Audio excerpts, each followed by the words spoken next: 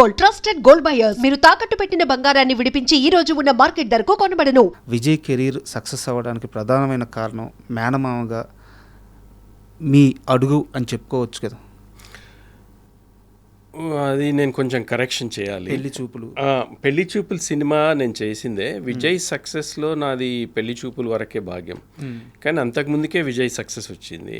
ఎవడే సుబ్రహ్మణ్యంలో మంచి క్యారెక్టర్ వచ్చింది, పెద్ద పేరు వచ్చింది. అక్కడి నుంచే ఆయన పేరు సంపాదించుకోవడం మొదలుపెట్టిండు.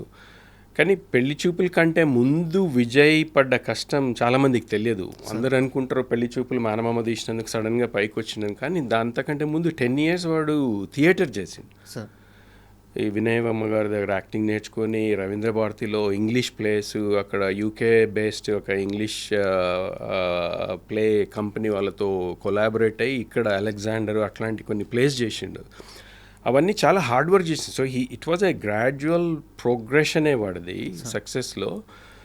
ఆ టాలెంట్ ఉంది, ఆ హార్డ్ వర్క్ ఉంది, ఆ డిసిప్లిన్ ఉంది. అవన్నీ ఉన్నందుకే సక్సెస్ అయింది. కానీ జస్ట్ బికాజ్ ఏదో నేను మేనమామగా పెళ్లి చూపులు తీసినందుకు మాత్రమే సక్సెస్ అయింది అనడం ఐ డోంట్ అగ్రీ. కానీ నా ఉద్దేశం కూడా అది కాదు. బట్ అంటే నా ఉద్దేశం ఏంటంటే బావగారు ప్రయత్నించారు, కుదరలేదు.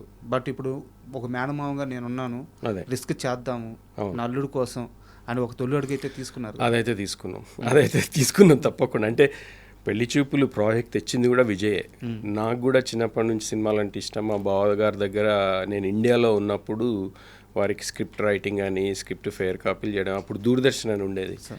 వాటి కోసం మేము సీరియల్ అప్రూవల్ కోసం బాగా ట్రై చేస్తూ ఉండేది. అప్రూవ్ కాకపోతుండే కానీ ఆ వర్క్లో రైటర్స్ దగ్గరికి వెళ్ళి అట్లా కొంచెం నాకు కూడా అనుభవం ఉండింది. కాబట్టి విజయ్కి తెలుసు మామయ్యకు సినిమాలు అంటే ఇష్టం. ఎవడే సుబ్రహ్మణ్యం అని తర్వాత నేను వాడికి ఫోన్ చేసి కంగ్రాచులేట్ చేసినప్పుడు we had a brief discussion, ఏదైనా మంచిది ఉంటే మనం చేయాలన్నట్టు ఒక థాట్ ఉండింది. సడన్గా తరుణ్ భాస్కర్ కనెక్ట్ కావడము, ఈ స్టోరీ రావడము, నాకు ఫోన్ చేసి మామ ఇది ఒక మంచి సినిమా ఉంది, చాలా ఈజీగా అయిపోతుంది, అంటే మీరు పైసలు లాసైనా మీకేం డెంట్ కాదు, you are in that situation now, position now, can we do అది అని అంటే ఇమ్మీడియట్గా తరుణ్ భాస్కర్ తోటి కనెక్ట్ కావడము, స్టోరీ వినడం, నాకు బాగా నచ్చడము, అదంతా చాలా ఫాస్ట్గా అయిపోయింది. I said let's do it, ఏదో ఒకటి చేసి ఏముంది. ఆ కాలంలో పెళ్లి చూపు మేము 65 లక్షలలో తీసినాం అంతే. ఇప్పుడు 65 లక్షలకి నాకు అనుమానం షార్ట్ ఫిల్మ్ కూడా చేస్తారో లేదో. అంటే ఒక డీసెంట్ ఫిల్మ్ చేయాలంటే ఒక ½ an hourది చాలా డిఫికల్ట్. కానీ అది తరుణ్ భాస్కర్ అండ్ టీమ్, విజయ్ వీళ్ళందరూ కలిసి everyone they work really their socks off ఆ సినిమా కోసం. అన్నీ ఫ్రీగా లొకేషన్ తెచ్చుకోవడం అదంతా చాలా బాగా చేసిన వాళ్ళందరూ. మా ఇన్వాల్వ్మెంట్ వెనక నుంచి కొంచెం గైడెన్సు, ఏం చేద్దాం, ఎట్లా చేద్దాం, ఏదైనా డౌట్స్ ఉంటే క్లియర్ చేయడము, ఫైనాన్షియల్గా ఏది లోటు లేకుండా ఉన్నంతలో బడ్జెట్లో చేసుకోవడం అన్నది వరకే. కానీ ఆ రిస్క్ మాత్రం నేను తీసుకున్నా. అది I'm proudly say I'm glad I did that, not just for Vijay, for me as well. ఎందుకంటే ఆ సినిమా ద్వారానే నాకు మళ్ళా ఎంట్రీ వచ్చింది సినిమా ఇండస్ట్రీకి. ఇక్కడ నేను కూడా మా బావెంబడి తిరుగుతుంటే మా అమ్మ నాన్ను తిట్టేది, నువ్వు కూడా సినిమాలు ఏంది చదువుకొని ఇప్పటికే ఇది అవుతుంది అది అని అన్న రోజులని ఇక్కడ నుంచి వదిలేసి వెళ్ళిపోయినాం కదా. మళ్ళీ పెళ్లి చూపుల ద్వారా మళ్ళీ వచ్చే అవకాశం దొరికింది. అది ప్యూర్లీ విజయ్ వల్లనే. యాక్చువల్గా ఇంటర్వ్యూకి యష్ గారు వస్తున్నారు అని చెప్పి మా పిఆర్ఓ చెప్తే నేను చాలా ఆనందపడ్డా. ఎందుకంటే అంటే వ్యూస్ పరంగా అని కాదు, ఒక ఇంటర్వ్యూ చేయొచ్చు అని కాదు, ఇవన్నీ కాదు. కానీ నాకు ఒక 3 మేనల్లుళ్ళు ఉన్నారు. సో మీరు ఆ పెళ్లి చూపుల దగ్గర నుంచి నేను మీ ఫేస్బుక్లో మన ఇద్దరం ఫ్రెండ్సే ఫాలో అవుతున్నాం. సో ఒకరోజు ఫ్యామిలీ స్టార్ రిలీజ్ అయిన తర్వాత అనుకుంటాను, లేదా రౌడీ జనార్దన్ టీజర్ రిలీజ్ అయిన తర్వాత అనుకుంటాను, విజయ్ గురించి మీకు ఏం తెలుసు, విజయ్ మీద కావాలని నెగిటివిటీ చేస్తున్నారు, సినిమాలకి రాని వాళ్ళు రాకపోయినా పర్లేదు కానీ వచ్చే వాళ్ళని ఆపుతున్నారు, వాంటెడ్గా విజయ్ని బ్యాడ్ చేస్తున్నారు అని చెప్పి ఒక మేనమామగా మీరు చాలా బాధపడుతూ ఫేస్బుక్లో ఒక పోస్ట్ పెట్టారు. ఆ రోజు నాకు అనిపించింది, మేనల్లుడి మీద ఇంత కేరా, ఇంత ప్రేమ. అది ఫ్యామిలీ స్టార్ అప్పుడే అనుకుంటా, రౌడీ జనార్దన్ కాదు, ఫ్యామిలీ స్టార్ అప్పుడే. అంటే కనీసం సినిమా చూసే అవకాశం కూడా లేకుండా చేస్తున్నారు ఎందుకన్నా బాధ అయింది. అంటే okay, it's a decent film, ప్రతి సినిమాలో ఏవో మిస్టేక్స్ ఉంటాయి కానీ అది నేను తెలుగులో పోస్ట్ చేసింది. నేను తెలుగులోనే ఎందుకురా మా ఆవిడ వెనక పడతారు మీరు ఇట్లా, కనీసం సినిమా చూసే వాళ్ళని కూడా చూడనివ్వట్లేదు, చూసి డెసిషన్ తీసుకునేది వాళ్ళు తీసుకుంటారు కదా, మీకు ఎందుకు వీని చూస్తే అంత భయమ్మా, బాగుంటాడు వాడు కట్అవుట్ బాగుంటుంది, ఏదో ఈ బేసిస్ మీద రాసినట్టున్నా. అది నిజంగానే బాధ అయింది నాకు. అంటే మాకు తెలుసు కాబట్టి, అంటే ఎంత హార్డ్ వర్క్. ఇప్పుడు ఒక అవుట్ సైడర్కి వచ్చి ఇండస్ట్రీలో నిలదొక్కుకోవడం అన్నది ఇట్స్ అన్ ఇంపాసిబుల్ టాస్క్. 1 కోటి మంది ట్రై చేస్తే ఎవరికో దొరుకుతుంది. అది విజయ్కి దొరికింది ఆ ఛాన్స్. అది నిలుపుకోవాలంటే ఎవ్రీడే ఒక బ్యాటిలే వాడిది. Everyday he's fighting against all the negative elements. అంటే ఇంత డెడికేటెడ్గా పనిచేసినా కానీ కనీసం అంటే కొంచెం న్యూట్రల్గా ఉండొచ్చు కదా, సినిమా చూసి తర్వాత డిసైడ్ చేసుకోవచ్చు కదా అన్నది నా పాయింట్ ఆఫ్ వ్యూలో. వాడి హార్డ్ వర్క్ కనపడదు, ఎంతసేపు యాటిట్యూడ్ గురించి మాట్లాడతారు. అది యాటిట్యూడ్ కాదు, అది వాడి సెల్ఫ్ కాన్ఫిడెన్స్, వాడి మీద వాడికి ఉన్న సెల్ఫ్ అష్యూరెన్స్, నేను చేయగలను అన్నది ఒకటి. ఆ మాటలు అట్లా వస్తాయి. తెలంగాణలో మనం చాలా ర్యాష్గా మాట్లాడతాం, మరి పొలైట్నెస్ అన్నది కొంచెం తక్కువ ఉంటుందేమో. సో అది అది తప్పు, వీడికి అరగెన్స్, వీడు యాటిట్యూడ్ అది ఏదేనో అంటుంటారు. కానీ విజయ్తో పర్సనల్గా ఎవరన్నా ఒక 5 నిమిషాలు స్పెండ్ చేస్తే తెలుస్తుంది వాడు ఎట్లాంటి వాడు అన్నది.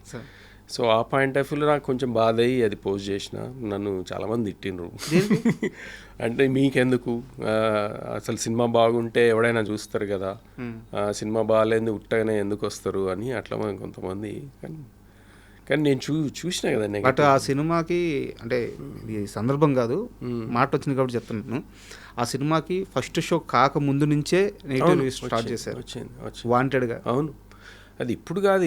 ఇప్పుడు మీరు టాక్సీ వాళ్ళ సినిమా తెలిస్తే, టాక్సీ వాళ్ళ సినిమా మొత్తం లీక్ అయింది. సినిమా రిలీజ్ కంటే 1 నైట్ 2 నైట్స్ ముందు సినిమా మొత్తం యూట్యూబ్లో వచ్చింది, చాలామంది చూసిండ్రు. నాకు ఇప్పటికి గుర్తుంది, విజయ్ ఆ పాత ఇంట్లో ఫ్లాట్లు ఉన్నాడు, అది తెలిసి హీ వాజ్ లిటరలీ క్రైయింగ్. ఇంత హార్డ్ వర్క్ చేసినా ఇప్పుడు ఎట్లా సినిమా అది ఇది ఏడ్చేసారా? ఏడ్చిండు, లిటరలీ ఏడుస్తున్నాడు. అయినా కానీ సినిమా రిలీజ్ చేయాలంటే అల్లు అరవింద్ గారు వీళ్ళందరూ ఇప్పుడు వేస్ట్, అది మనం రిస్క్, అనవసరంగా డబ్బులు వేస్ట్ అది అని అంటే అట్ ఎనీ కాస్ట్ చెయ్యాలి సార్ ఇది, ఎందుకంటే సినిమాలో ఏదో ఉంది, యూట్యూబ్లో చూసిన వాళ్ళు కొన్ని వేల మందో 1,00,000 మంది ఉన్నా కానీ మిగతా వాళ్ళకి ఛాన్స్ మనం ఎందుకు ఇవ్వకూడదు, మనం చేద్దామని విజయ్ ఎంబడిబడి, Vijay SKN producer SKN garu Allu Arvind గారు ప్రజెన్స్లో చేసిన వాళ్ళని కన్విన్స్ చేసి రిలీజ్ చేయించుకున్నాడు. అది ఇంకే హీరో ఉన్నా కానీ అంత పెద్ద ప్రొడ్యూసర్ చెప్తున్నారు అంటే రూమ్లో డోర్ వేసుకొని ఏడ్చుకుంటూ అయ్యేది. కానీ వాడు చేసినందుకు వాడి ఫైటే again he fought for it. Release చేసుకున్నందుకు అది 100 crores 40 crores ఏమో కలెక్ట్ చేసి పెద్ద హిట్ అయింది. అది మళ్ళీ విజయ్, అంటే he's creating his own opportunities. మరి అది ఎందుకు అప్రిషియేట్ చేయరు వాళ్ళు? ఇప్పుడు నెగిటివ్గా కామెంట్ చేసి ప్రతి దగ్గర విజయ్కి ఎవరో వచ్చి ఏం చేయట్లేదు, ప్రతి దగ్గర he's creating his own opportunities. పెళ్లి చూపులు అన్నది హీ క్రియేటెడ్ హిమ్సెల్ఫ్. ఇప్పుడు ట్యాక్సీ వాళ్ళని రిలీజే కాకుండా మొత్తం యూట్యూబ్లో వచ్చిన సినిమాని రిలీజ్ చేయించుకోగలిగిండు అన్నది విజయ్ ఆపర్చునిటీగా క్రియేట్ చేసుకున్నాడు. మరి ఇవన్నీ చూడకుండా ఎంతసేపు యాటిట్యూడ్, వీడికి అరగెన్స్ అని ఎందుకు అనాలి? కొంచెం ఛాన్స్ ఇవ్వచ్చు కదా. బయట రోడు ఇంత కష్టపడి సక్సెస్ అయ్యిండు అంటే అందరికీ అసలు ఒక ఇన్స్పైరింగ్ స్టోరీ. అది ఎవరైనా చేయగలరు అన్న ఒక నమ్మకాన్ని తీసుకొచ్చిండు విజయ్. జనరేషన్కి ఒకరు వస్తారు సార్. ఎగ్జాక్ట్లీ. ఎందుకంటే ఇప్పుడు అంటే నేను ఎవరి మీద కామెంట్ చేయలేదు, కానీ విజయ్కి బ్యాక్గ్రౌండ్ అయితే ఏం లేదు కదా. ఏ బ్యాక్గ్రౌండ్ లేకుండా బయట నుంచి వచ్చి సినిమా ఇండస్ట్రీలో నిలదొక్కుని సక్సెస్ఫుల్ ఒక మాస్ ఫాలోయింగ్ క్రియేట్ చేసుకోగలిగిందంటే అది ఎంతోమందికి ఇన్స్పిరేషన్ కావాలి. అరే మనం కూడా చేయగలము, మన మీద మనకు నమ్మకం ఉండి కరెక్ట్ ఆపర్చునిటీ మనం క్రియేట్ చేసుకోగలిగితే తప్పకుండా ఎవరైనా సక్సెస్ కాగలుగుతారు అన్నది విజయ్ ప్రూవ్ చేసిండు. దీనికి కాస్త ఎక్స్టెన్షన్ నా సమాధానం కూడా చెప్పి నెక్స్ట్ క్వశ్చన్కి వెళ్తాను. యాక్చువల్గా చాలామంది కోరిక ఏంటంటే మా నాన్న సాధించలేకపోయింది, నేను సాధించాలి, మా నాన్న ఇది చేయాలనుకున్నట్టు ఒక బిడ్డకు అంతకంటే ఏం కావాలి సార్? నాన్న కోరికని ఫుల్ఫిల్ చేయాలి. నాన్న ఇల్లు కట్టాలనుకున్నాడు, కట్టలేకపోయాడు. ఇల్లు కట్టి నాన్నకి చూపిస్తే పుట్టినందుకు అంతకంటే ఇంకేం లేదు. నాన్న ఒకటి కొనాలనుకున్నాడు, కొనలేకపోయాడు. మనం అది కొని నాన్నకిస్తే అంతకంటే ఇంకోటి ఏం లేదు. విజయ్ గారి నాన్నగారు సినిమా ఇండస్ట్రీలో సెటిల్ అవ్వడానికి ఎంత ప్రయత్నించారో అందరికీ తెలుసు. ఆయన చేయని కష్టం లేదు. ఈరోజు విజయ్ దేవరకొండ గారు ఆయన కష్టంతో ఈ స్థాయికి చేరి, ఒక స్టార్ హీరో రేంజ్కి చేరి ఇంతమంది ఫ్యాన్స్ని గెలుచుకున్నారు అంటే ఇంకా ఆ తండ్రికి ఆయన ఇచ్చిన గొప్ప సక్సెస్ అదే కదా, గొప్ప గిఫ్ట్ కదా. ప్రతి ఒక్క కొడుక్కి ఆయన ఇన్స్పిరేషన్ కదా. మన నాన్నకు కూడా మనం అలా చెయ్యాలి అని చెప్పేసి. సో ఆ యాంగిల్లో చూస్తే చాలా గొప్ప వ్యక్తిగా కనిపిస్తారు. అవును అవును. ఇప్పుడు తండ్రి సాధించలేనిది మళ్ళీ అదే ఫీల్డ్లో. అవును. ఇప్పుడు మనం క్రికెట్లో ఓడిపోతే మళ్ళీ అదే గ్రౌండ్లో మళ్ళీ కొట్టి గెలిపించాలన్నది ఒకటి మనం అనుకుంటున్నాం. ఇంకా there is no other way. ఏదైనా మ్యాచ్ లూజ్ అయితే మళ్ళీ గ్రౌండ్కి వెళ్ళి మళ్ళీ అదే టీమ్ తోటి ఆడి మళ్ళీ గెలిస్తేనే మీకు ఇది ఉంటుంది. Vijay did the same thing. Correct. ఇంకేదో ప్రొఫెషన్ చేసి పారిపోయలేదు. నాన్న మీరు ఇదే ప్రొఫెషన్లో సక్సెస్ కాలేకపోయిండ్రు కదా, నాకు కూడా ఇంట్రెస్ట్ ఉంది, లెట్ మీ ట్రై అన్నది ఫస్ట్ నుంచి. వాళ్ళు కూడా కేర్ఫుల్గానే ఉన్నారు, ఎందుకు అన్నట్టే అన్నారు ఇనిషియల్గా. కానీ మంచి వాడికి టాలెంట్ ఉంది, చూడ్డానికి చాలా బాగుంటాడు, ఎట్లాంటి ఉన్నప్పుడు ఒక ఆపర్చునిటీ ఎందుకు ఉండొద్దు అని ఒక టైం లైన్ పెట్టిండ్రు వాళ్ళ నాన్న కూడా. నువ్వు ఒక 4 years టైం తీసుకో, 4 years ట్రై చేయి, ఆ 4 years లోపల నువ్వు కనుక బ్రేక్ చేయలేకపోతే you have to go and move something else. ఎందుకంటే నీ లైఫ్ కూడా ఇట్లా కష్టాలు ఉండడం నాకు ఇష్టం లేదన్నది వాడు ఆ 4 yearsలో చేయగలిగిండు. అది చేయగలిగిండు, అది చేసి చూపించిండు. మరి అది అది వాళ్ళ తండ్రికి వారు ఏదేది చేయలేకపోయినో అవన్నీ చేసి చూపించి ఒక గిఫ్ట్గా ఇస్తున్నాడు అన్నది ఆయనను చూసి, విజయ్ని చూసి ఎంత గర్వం కదా అది.